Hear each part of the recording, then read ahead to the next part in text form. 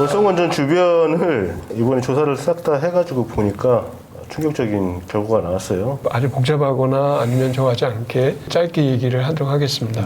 기존의 우리나라 이제 핵산업계에서는 원전 주변의 주민들한테 특별한 문제가 없다. 선량이 굉장히 낮다. 1mS보다 훨씬 낮은 수준이다. 차이가 없다. 두 번째는 갑상선암이 높아진 것들이 있는데 그거는 다른 원인이다. 그 다음에 여러 다른 해외 역학조사에서도 이런 거는 이제 사례가 보고된 사례가 없다. 그리고 갑상선암은 아마 검진을 많이 해서 건강검진이 증가하는 것 때문에 일어났을 것이다.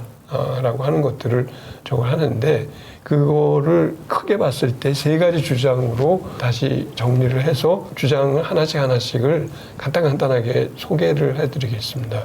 첫 번째는 환경 방사능의 선량이 굉장히 낮다. 자연 내지는 이제 배경 방사능이라고 하죠. 그거가 한 2.4mSv 정도가 되고 병원에 갔을 때 0.6mSv. 근데 원자력 발전소는 여기 0.02mSv로 굉장히 낮다라고 하는 거가 이제 기본적인 그런 저거였습니다. 그런데 그게 과연 정말 안전한 것이냐. 예전에 우리나라 고리 원전이 맨 처음 시작됐던 게 78년이거든요. 그때의 자료를 얻을 수 있든 아니면은 여러 가지 것을 추정할 수 있든 해가지고서 보면은 그렇게 간단하지가 않은데요. 이거는 80년도에 고리 1호기 환경 방사능 종합평가라고 해갖고서는 맨 처음에 나온 보고서입니다. 여기에 빨간 줄을 그은 거를 보면은 1979년 개인 최대 전신 피폭 선량이 이런 선량 목표치에 미달되고 있으나 개인 최대 내부 피폭 선량은 선량 목표치의 약 3배 정도를 상회하고 있는데 라고 이렇게 적고 있거든요. 이게 사실은 뭔가 이상한 거가 이렇게 저걸 했었던 거예요. 이게 옛날 자료인데. 그래서 이게 연도별로 쭉 한 건데 그 보면은 매년 똑같이 이렇게 버려지지는 않고 액체 폐기물 같은 경우 1978년, 79년도에 확 튀죠. 네. 굉장히 튑니다. 그때는 가동 초기거든요. 네, 가동 초기여서 그냥 보통 밑에 깔려야 되는데 그렇죠. 확 튑니다. 다 갖다 버린 거예요? 기체 폐기물은 90년, 92년 그때 확 튑니다.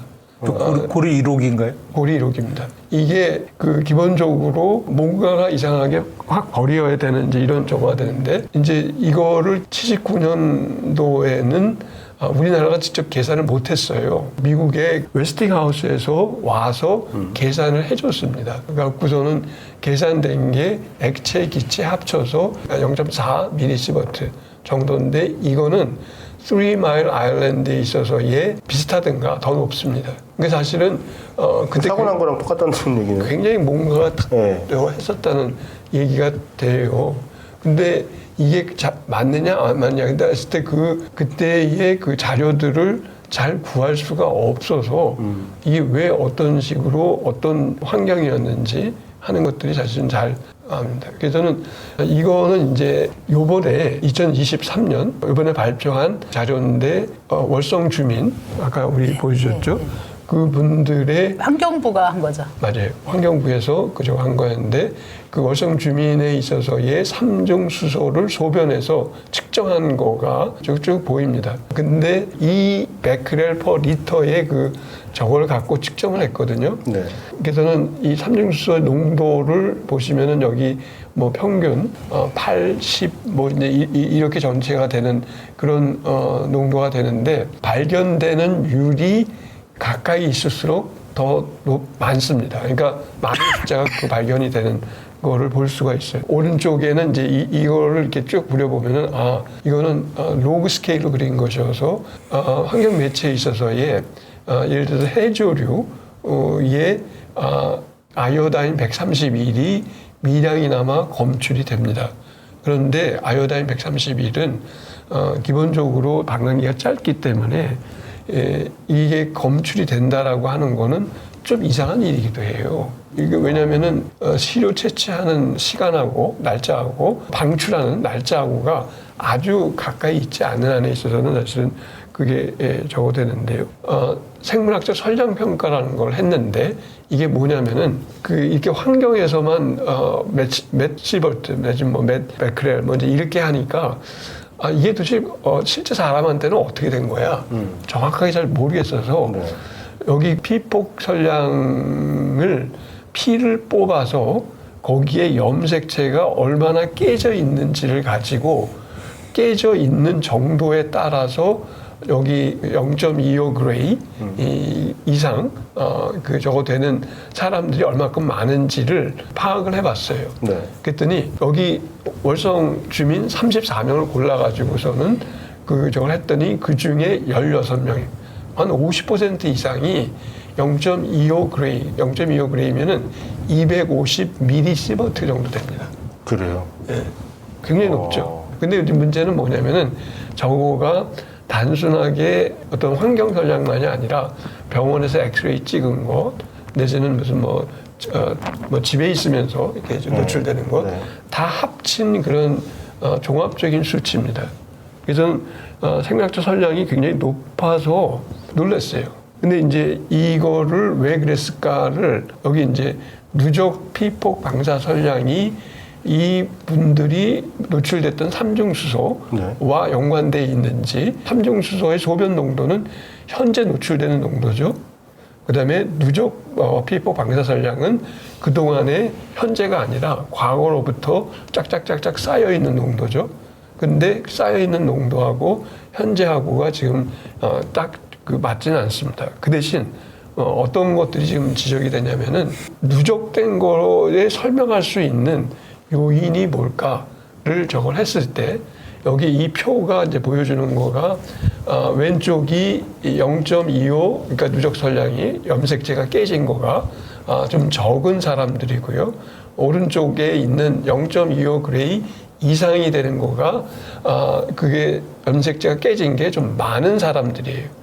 그래서 연령이 한쪽은 60세, 다른 한쪽은 71세.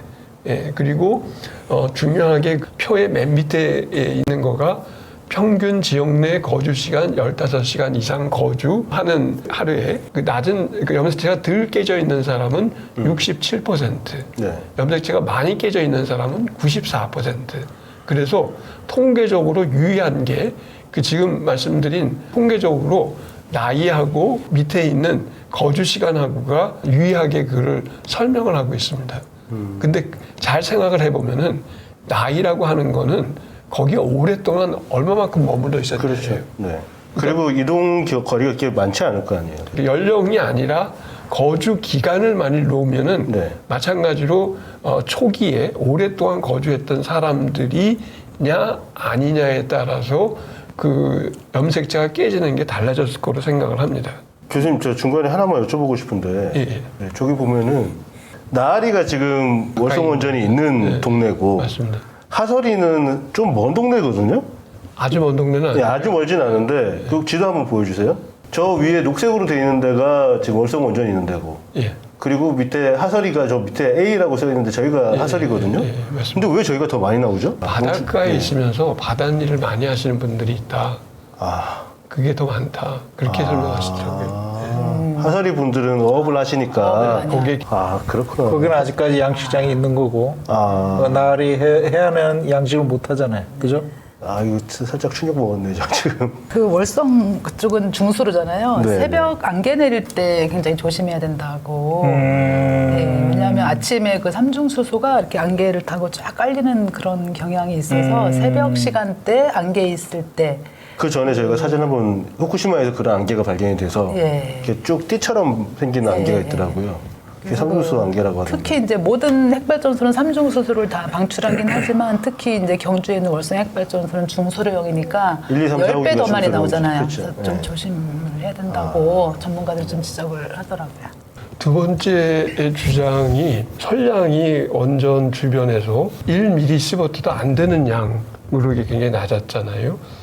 그랬을 때 원전 업계에서는 저설량, 여기서 얘기하는 저설량은 사실은 100mS인데요. 굉장히 높죠. 100mSv 이하에서는 영향이 없거나 볼 수 없다. 이제 이게 기본 입장이었습니다. 그거가 여기 분할 조사 시 나눠서 노출됐을 때 그 영향이 더 적어지고 방사선으로부터 발생될 수 있는 암은 고방사선으로 0.1, 그러니까 100mSv를 초과하는 유혈설량에서 나타날 수 있다. 그래서는 국내 원전 가동으로 인한 그 삼중수소를 포함해서 매우 미미하게 영향력을 판단할 수가 없다는 게 기본 입장입니다. 그런데 이게 과연 그럴까? 갖고서는 원전 업계에서는 이러이러한 스타디들이 있다라고 이렇게 주장을 하거든요. 그래서 갑상선암에 있어서 저 한 것들을 볼 수 있는 스타디들이 되는데 미국에서는 저 조사를 했군요. 또 한 번 사실은 이제 일부 보고만 갖고 이렇게 얘기하면 그런 식으로 보이죠. 이거는 다른 저건데 우리나라 사실은 여기 사람들이 2015년 3월까지 보고된 논문들을 쭉 조사를 했을 때 전체 조사 결과를 합치면은 지금까지 아는 것처럼 나오지만 그게 좋은 설계를 하고 반경 20km를 중심으로 나타나는 논문만 모아보면은 높아져 있다. 이렇게 얘기를 합니다. 이거 왜냐면은 외국에는 우리나라처럼 가까이 있는 그런 지역이 없어요. 별로 없어요. 그러니까 먼 지역이니까 그걸 가까이 있고 설계가 잘 돼 있으면은 그게 보인다. 라고 하는 이제 이런 저거고요.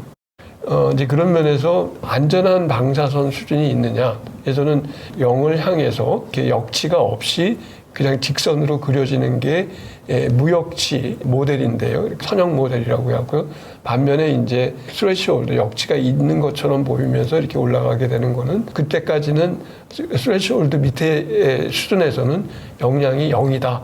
이제 이렇게 얘기하는 거가 보통 저건데 우리 학계에서 얘기하는 거는 역치는 저런 역치는 없다라고 얘기를 하죠. 그걸 뒷받침하는 조사들이 계속 나와요. 일반인한테 조사하기는 굉장히 사실은 쉽진 않거든요. 왜냐면은 일반인들의 선량을 조사해서 이렇게 있는 자료가 없어요. 그렇죠. 그런데 원전 업계에 일하는 사람들은 그 배지를 차야 됩니다. 네.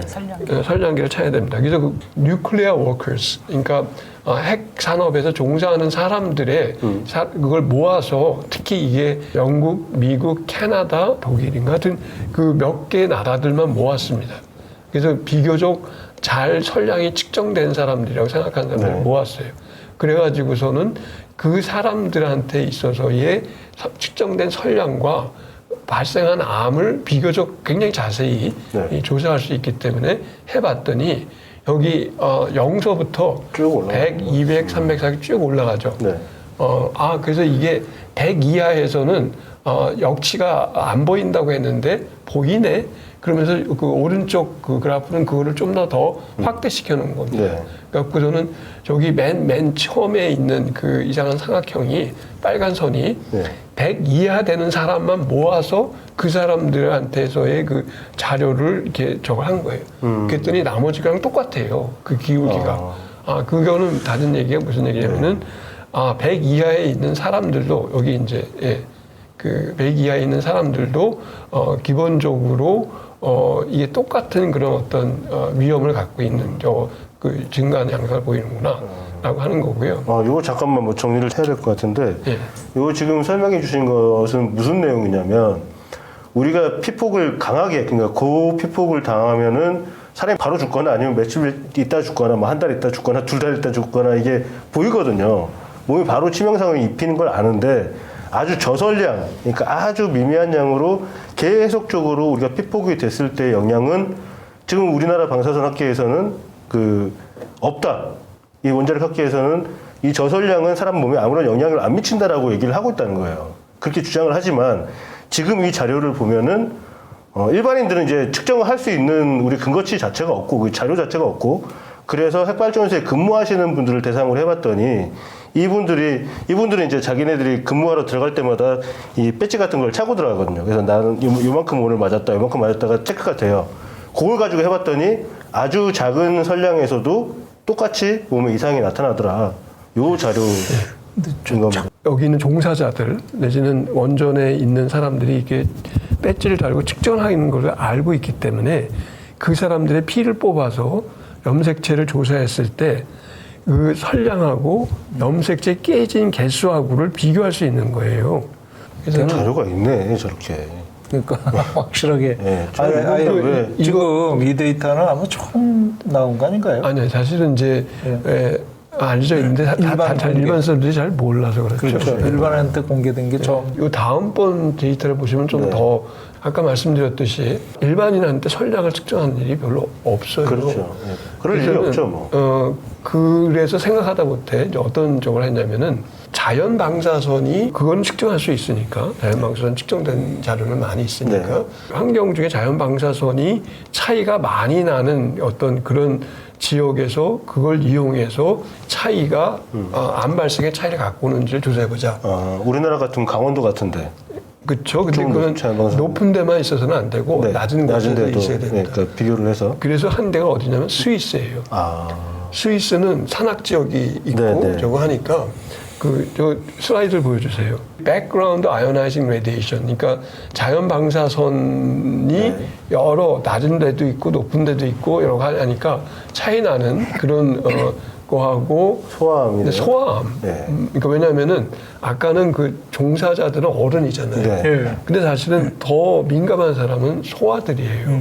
그래서는 소아암에 있어서의 저게 어떻게 되느냐 하는 것들을 조사했는데 여기서 이제 자연 방사선임에도 불구하고 보면은 전체 any 캔서 전체 캔서가 3%가 증가 1.03이 되고 류케미아 좀 더 민감한 백혈병은 4%, 림포마는 1%, 그다음에 다시 CNS 뇌암에 있어서는 4% 이제 이렇게 되는데 근데 이거를 좀 더 들여다보면은 여기 있는 것처럼 선이 이렇게 쭉 갑니다.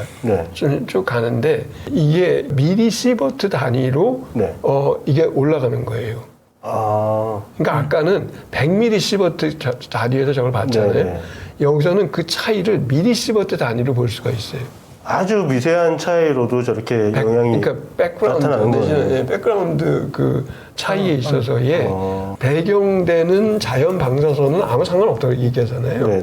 그게 아니라 그것도 민감한 사람한테 잘 자세히 조사를 해보면은 백그라운드 자연 방사선의 미리시버트 단위도 차이를 갖고 온다. 그것도 있고요. 그 우리가 이제 흔히 자연 방사선이라고 하지만 백그라운드 방사선은 사실은 체르노빌에서 나온 낙진이나 후쿠시마나 그다음에 핵실험으로 인한 그런 방사성 물질도 포함된 거죠. 스위스면 그 충분히 영향이 있었겠네요. 그래서 완전 자연 방사선이 아니라 사실 백그라운드 방사선은 그런 인공 방사성 물질도 어쨌든 지금은 백그라운드니까 측정한 거가 그 스위스 이게 산악 지역이 논에 다르잖아요. 우주선을 측정한 거예요. 우주선을요. 우주선 오는 거예요. 아까 어른들 나왔던 거는 어른들이 이제 핵발전소에 종사하는 사람들을 대상으로 한 거고 근데 실제로 이 방사선은 어른보다 아이들한테 훨씬 더 치명적이거든요. 근데 아이들은 측정할 방법이 없잖아. 뭐 핵발전소 갖다 놓고 일 시킬 수도 없고. 그래서 이 애들은 스위스에서 그 좀 고산지대, 지금 말씀하신 대로 고산지대도 있고 낮은 지대. 그렇게 해서 비교를 해봤더니, 그러니까 자연 방사선 영향을 많이 받는 곳과 낮게 받는 곳의 암 발병률 차이를 봤더니 3%에서 4% 뭐 이렇게 정도가 차이가 난다더라. 그 내용은 꽤 큰 양입니다. 그러니까 그게 아주 미세한 밀리시버트 단위니까 작은 단위에서도 그렇게 유의미한 차이가 있더라. 그러니까 방사선이 적은 선량임에도 불구하고 특히 어린이들한테는 큰 영향을 미친다. 산의 높낮이로 구분을 했네요. 그러니까 우주방사선 굉장히 중요한 얘기네요. 비행기 자주 타는 게 좋은 게 아닙니다. 그렇죠. 맞습니다. 우주방사선의 소위죠. 그래서 하여튼 그래서는 저선량이어서 문제 없다라고 얘기하는데 그거는 더 이상 옛날 거짓말이에요. 옛날 얘기. 좀 좋아한 것 같습니다. 그다음에 세 번째는 갑상선 암이 조사해 보면은 저희가 이제 1990년부터 2009년 그래서 2010년에 발표한 서울대 우리 안유학 교수 저거 해서 한 역학조사의 그 저기인데 여기서 높게 나타나요. 근데 요번 2023년 월성에서 했을 때도 높아요. 그러니까 이게 옛날에 높게 나타났던 거가 그냥 우연히 내지는 저거에서 했던 거가 아닌데 한 얘기가 뭐냐면은 여성의 갑상선암의 경우만 있고 남성은 아니다. 먼저 이렇게 얘기하는 사실은 남성도 제가 다시 분석해봤을 때 똑같아요. 남자는 똑같습니다. 그리고 환경 방사선 양이 아까 차이가 없다고. 네. 그러니까 그래서 이제 그 낮다. 그래서 저거 했는데 그것도 아까 고리에서 본 것처럼 네. 옛날 그 자료들을 제대로 하시면은 달랐을 거예요 아마. 그다음에 거주 기간별 상대 비염도의 경색이 없다고 했는데 그것도 이거 저희가 다시 분석해 보면은 그것도 아닙니다. 네. 내지는 거리에 따른 암 발생률의 차이가 있어요. 네. 그래서는 그것들을 잠깐 말씀드렸는데 이게 전체 인구에서 갑상선암이 우리나라에서 증가하는 그래서 그걸 보면은 2000년대 이후로 증가합니다. 그 전이 아니라 2000년대 이후로 이렇게 증가를 하게 되는데 이거는 갑상선 암의 지역 단위별, 구별, 군별 그 발생률에 있어서의 정한 건데 보게 되면은 좀 대도시 내지는 산악 지역은 좀 아닌 그런 쪽으로 나오는데 왼쪽에 있는 그림에 저기 한솔, 월성, 고리, 영광, 한빛이죠. 한빛 그 지역이 나옵니다. 근데 사실 여기 지역을 확인하기가 좀 어려우니까 확인하기가 좀 어려운데 이거가 요번에 23년도에 그 월성에 있어서의 양남면, 그러니까 맨 위에 있는 지역은 양남면 이외의 다른 지역까지 합쳐서 네네. 전국 대비, 경주시 대비, 포항시 대비 먼저 이렇게 한 거예요. 거기서 보게 되면은 전국 대비를 하면은 발생비 내지는 이제 비교되는 거가 1.0, 뭐 1.1, 뭐 해서 사실은 별로 그렇게 차이가 안 나는 것처럼 보입니다. 네. 근데 그 사실 이제 그거는 잘못 비교하는 거고 왜냐면은 대도시일수록 검진을 많이 받아요. 그렇죠. 양남면과 같은 농어촌 지역하고 대도시 지역의 의료 서비스가 다르기 때문에 네. 그걸 그렇게 비교할 수는 없거든요. 네, 네. 잘 비교한다면 경주시랑 비교를 해야 됩니다. 네. 그래서 경주시랑 비교를 해보면은 2005년부터 2020년까지 남자들에 있어서의 표준화 발생비가 1.4, 여자들에 있어서의 표준화 발생비가 1.5 유의하게 높고 네. 그거를 양남면만 밑에 거 내려주시면은 양남면만 밑에서 다시 본다 하더라도 경주시 대비 굉장히 높은 걸 확인할 수가 있습니다. 그래서는 이렇게 높은데 3.2까지 나오네요. 확인할 수가 있는데요. 이렇게 높은 거를 이건 과잉 진단이다. 네. 라고 했어요. 이 보통 이제 원전 업계에서는 네. 그러면은 그게 어느 지역에서 그러면은 그게 정말 높은 거냐? 그 영광 저쪽 전라도 지역에서는 갑상선 암을 스크리닝하는 것들이 좀 보입니다. 그런데 이거는 각각 영광, 울진, 기장, 경주를 건강검진 수검률을 봤을 때 보면은 전국 평균보다 사실 다른 데는 낮아요. 그래서 영광이 좀 높고 영광에 있는 데서 저걸 보게 되면 영광에서도 특히 원전에 가까이 있는 지역이 아니라 여기는 빨간 선으로 네. 그 테두리가 둘려져 있는 데가 거기 검진을 받은 데인데 네. 그게 5km 이에 더 떨어진 데입니다. 네, 네. 그리고 검진 시기를 어디서부터 저걸 했는가를 보게 되면은 네. 2000년부터 아까 저게 증가한다고 그랬어요. 네. 그러니까 왼쪽에 여성의 암인데 맨 밑에 KCCR이 전국 자료입니다. 주황색 점선이요? 네, 주황색 점선이. 그다음에 녹색 선이 20km 밖에 있는 대조군이고 네. 빨간 선이 5에서 10km 구간에 있는 대조군이고 여기 파란 선이 가까이 있는 지역이거든요. 그럼 가까이 있는 지역과 다른 지역의 차이가 벌어지는 시기가 2000년도 이전부터 벌어져요. 꾸준하게 지금 벌어지고 있는데요. 네. 그리고 전국에서 그게 높아지는 저걸 보게 되면 2000년도 이후에 높아집니다. 요거는 지역이 어딘가요?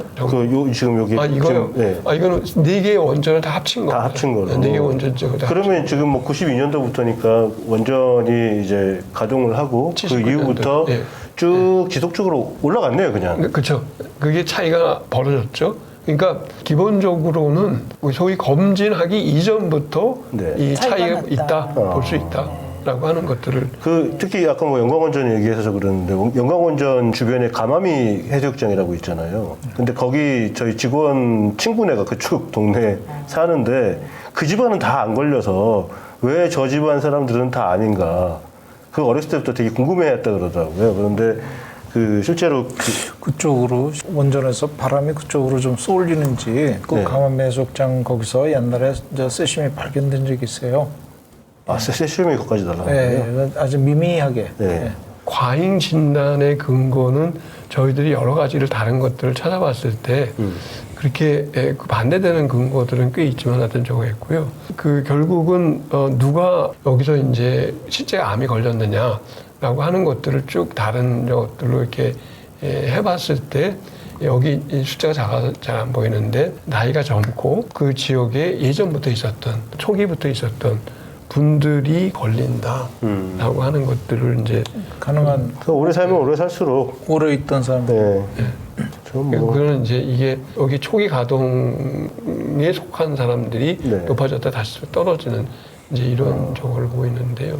그래서는 갑상선 암이 요번에도 그 증가한 게 보이는데 원전 주변 지역에서 이거는 과다 진단이 의심되는 걸 제외시키고 시기를 제한시키고 해도 여전히 이렇게 보인다라고 하는 거고 맨 처음에 원전 가동이 시작했을 때의 좀 불완전한 그 상태가 문제가 아니었을까 초기에 내지는 이제 그래서는 그때 젊은 사람이 오랫동안 있었으면은 노출되기가 좀 더 많았겠다라고 하는 이제 그런 판단입니다. 네, 사실 그 저도 많이 들었던 얘기 중에 하나가 체르노빌 원전 폭파, 그러니까 사고 난 이후에 그건 폰 네. 터졌잖아요. 그래서 그 이후에 갑상선 암이 전반적으로 다 늘었다. 북반구의 갑상선 암이 늘었다는 얘기를 들었는데 그 이유 중에 하나가 그냥 사람들이 살기 좋아지면서 암 진단을 많이 받다 보니까 검진을 많이 받다 보니까 갑상선 암이 는 것처럼 보인 착시 효과가 있는 거다라는 얘기를 들었었거든요. 근데 지금 이제 오늘 말씀하신 내용을 봤을 때는 그거를 제외하더라도 그 검진율을 제외하더라도 유의미하게 늘어나고 있고 특히 나알이라든지 그 양남면 쪽은 다른 곳보다 훨씬 더 많이 늘었다. 그래서 사실은 스웨덴에서 네. 그 체르노빌이 날아가서 거기 스웨덴 그 지역 내에서의 차이를 있지 않습니까? 네. 그거랑 갑상선암을 그 지역 내에서 조사해서 그게 같다. 그렇게 보고하는 그 박사 논문도 있어요. 저는 아마 그 체르노빌의 효과가 스웨덴까지 가서 네. 스웨덴에서의 그 차이를 갖고 오는 것들은 박사 논문으로 확인되는 건데 하여튼 좀 그렇죠. 그러니까 이게 저설량, 그러니까 지금 이 사람들이 얘기하는 이 지금 원전주의자들, 원전지능주의자들이 얘기하는 저설량 조금씩 나오는 건 괜찮아. 우리 어차피 다 먹고 사는데 커피라도 먹고 바나나라도 먹는데 이 정도 괜찮아라는 말은 새빨간 거짓말이라는 얘기입니다. 뭐 이론적으로 이건 다 조사가 돼 있고 결과가 나와 있네요, 이미.